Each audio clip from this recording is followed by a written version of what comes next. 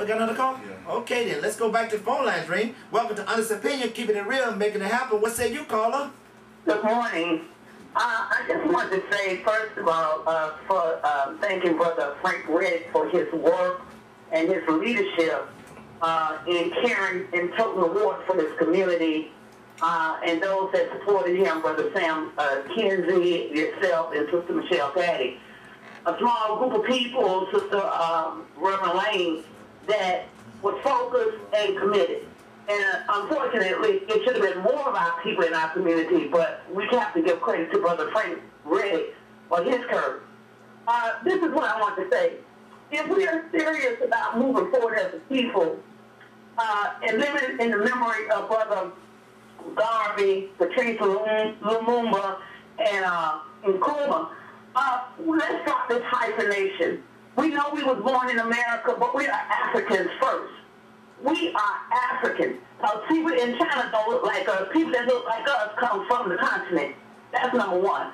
So that would start moving us toward this unification that y'all talking about this morning.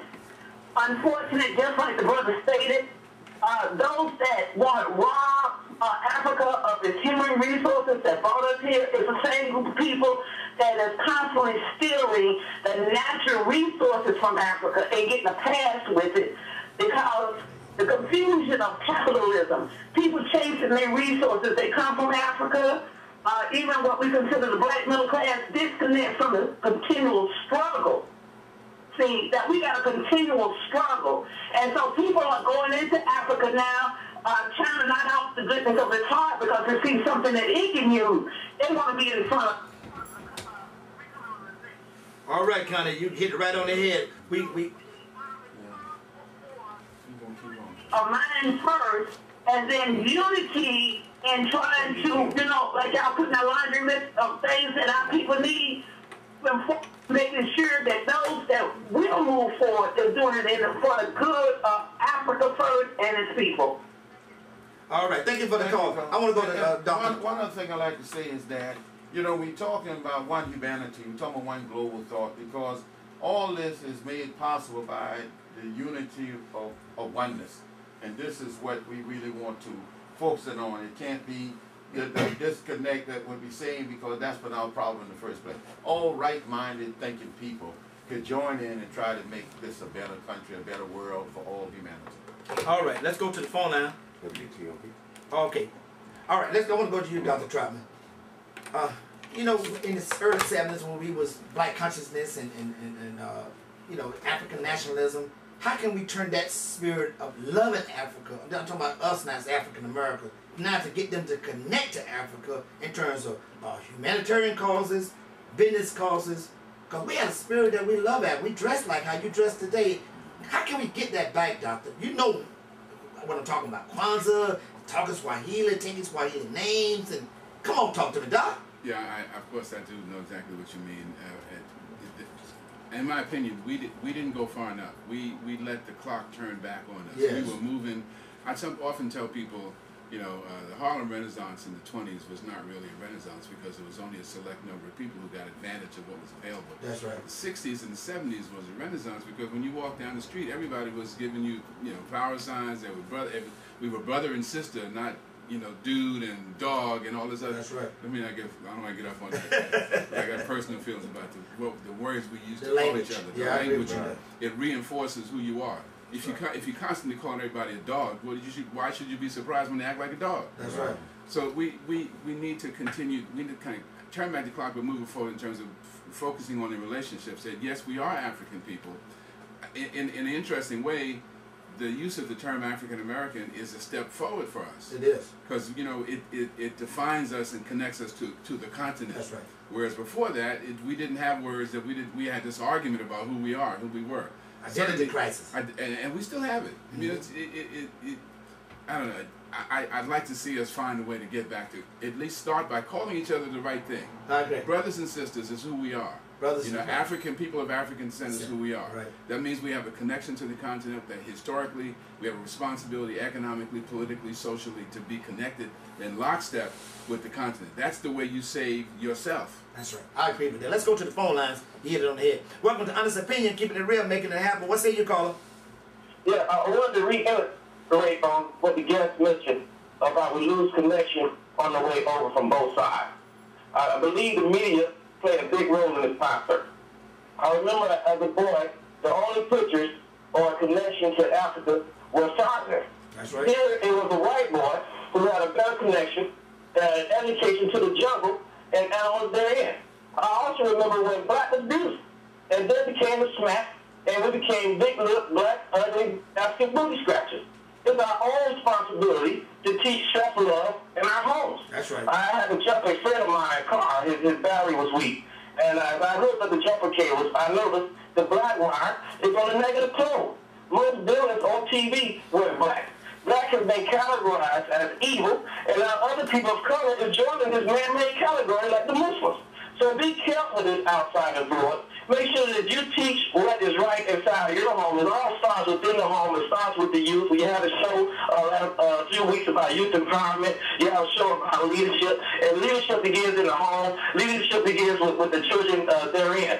So, and the other brothers mentioned how the world is becoming smaller. You got the internet now. You got the World Wide Web now. You got all types of nationalities and countries working with one another. So we're moving in a positive direction. Let's join the positive. Let's forget about the negative, and let's move forward and help this world become a better place. Very good. He hit it on the head. And another thing I think that he was alluding to, and Dr. Barack Obama, we talked about it a little earlier, I think that every immigrant of color should watch Eyes on the Prize. They got to watch Eyes on the Prize. They got to watch Malcolm X. They got to watch all of these experiences that we laid a foundation in America so they can see what our plight was coming out of slavery into Jim Crow so they can benefit from that. So what are your take on that? This, Native Africans kind of understanding our psychological damage that's been done to us. It's a process. The thing is, the assumption that a lot of us have is that when an African arrives here the first day, he is aware of the plight of an African American. That is not true, because most of the Africans that come here, the process, the way you get information is through school. But the system we have and the curriculum we have there is the curriculum that was established by a white man, and it is still the same curriculum. And so going into the education of the plight of an African American here is something you arrive, and most of the time realize it here. And then when you arrive here is when you start getting information, false information, telling you this guy is what, this guy is what, this guy is what, unless there is some level of interaction you won't know.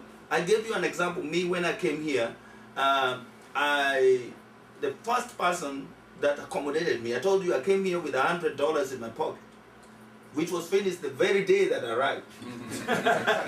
And so I had to be accommodated by somebody, by a student, and there were very few, there were no African students. There was only one African American student who accommodated me for almost 2 weeks, or almost 4 months. He took me to a museum in Boston, and that is the first time I knew schools were segregated here until almost 1970s. So the thing is, most of the time, we are not aware. We are not, because of lack of interaction. We're gonna put it on colonialism that you didn't know. So we're gonna go right to the phone.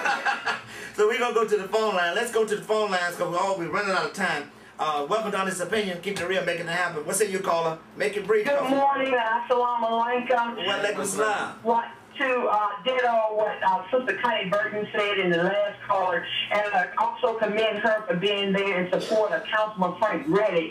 And there was a lot of traditional organizations that were not in attendance because they're still in this fear mode. We have got to deprogram our people to understand that we must, it's not a choice anymore, we must support each other and businesses, not only in Africa, we're not supporting one another right here in the USA. And you spoke about the athletes and all the money that they have, but you didn't recognize the fact that their agents are European. And these Europeans are making sure that they put money in their different organizations and their causes. They're not telling them to put money in the Sickle Cell Anemia Foundation or Soccer Cardosa. So you got to look at who still is controlling the people that are making the millions of dollars. But we have self-hatred, envy, strife against each other, and until we make that go away, we're not going to uplift and trust one another. And I'm leave you on this note. We let other folks do something to us, and we forgive them over and over. One black person make one simple mistake, then everyone pays for it for the rest of our lives. Great show, guys. Keep it up. Thank you, Thank you Father. so much. Let's go now to Islamic Relief. I want to go to you, brother. Yes. Tell us now. Give us a website or something how we can get involved with Islamic Relief. Yes. People on the ground here. Our website is www.irusa.org. I repeat, it's www.irusa.org. The phone number you can call at any time is 703-370-7202. If you allow me, I would just to say something about the discussion that we had here. If we want to change the relation between African American and Africa right now, is we have to start by education.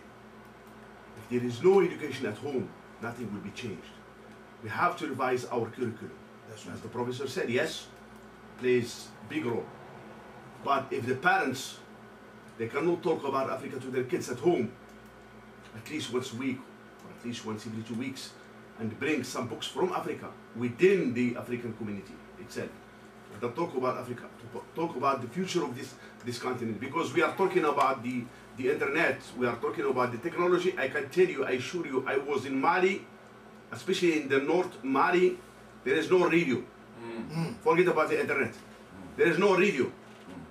They still live in the Middle Age. Okay.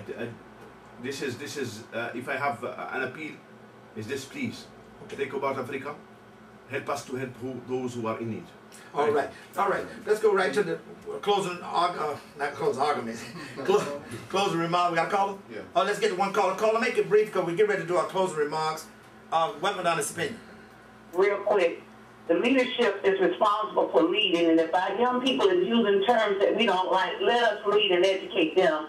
And secondly, China, Hakeem, is not led by African people, but China is still in the resources. So this integrationist thought and dream you have shouldn't exist right now when it comes to protecting our resources, which is Africa. Thank you so much. All right. Let's go, Yassine from Global Business Integration. Your closing remarks.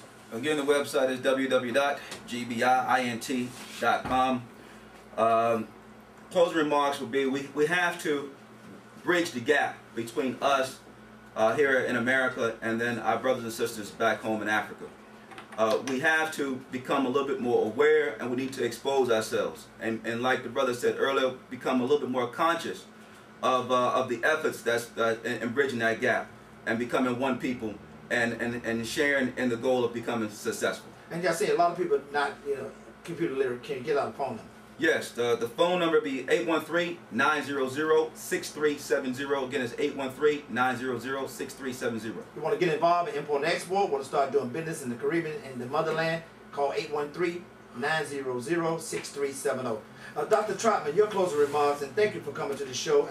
We're going to be doing a lot of things in the community. You're going to be a stable here, Honest Opinion. We'll be calling on you for a lot of efforts. We do a lot of community organizing. We got a charity festival that we do where we give away food and have health fairs. We want you involved, man. We want you to stay here. Well, that's why I'm here, and I'm happy to have been invited here today. And a very, very brief comment. I go back to the comments about from Marcus Garvey and Kwame Nkrumah and Julius Nyerere and people like that who talked about African unity. And they weren't just talking about the continent; they were talking about the diaspora as well. And that, to me, still remains the dream. How do we find ways to continue to connect each other? Recognize that we are all part of the same history, the same struggle, and could be part of the same bright future if we just recognize that we are one and support each other in all the ways that we can. You have a website or telephone number you like to give out? Now I'm at the University of South Florida All College, right, College of Public Health. All right. My email is Okay. atroutm1@health.usf.edu. All